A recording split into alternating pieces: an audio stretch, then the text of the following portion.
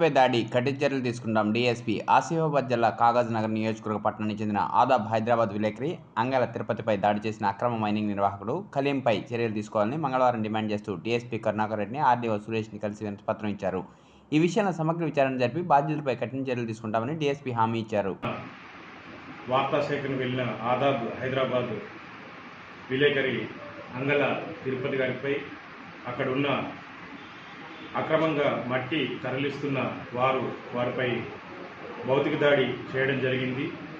దాన్ని ఖండిస్తూ అదేవిధంగా దానిపైన చర్యలు తీసుకోవాలనుకుంటూ ఈరోజు కాగజ్నగర్ ప్రెస్ క్లబ్ ఆధ్వర్యంలో వినతి పత్రం ఇవ్వడం జరిగింది.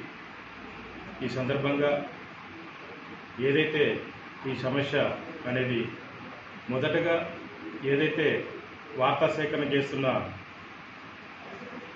విలేకరిపై భౌతిక దాడి అనేది ఏ చర్య మొదట ఏదైతే ఈ అక్రమ మట్టి తవ్వకం మరియు తరలింపు చేస్తున్న చర్యలు తీసుకుంటాను ఈ సందర్భంగా వారికి తెలియజేస్తూ రెవెన్యూ పరంగా ఏదైతే ఉందో ఆ విధంగా కఠిన చర్యలు తీసుకుంటానని ఈ సందర్భంగా తెలియజేస్తాను.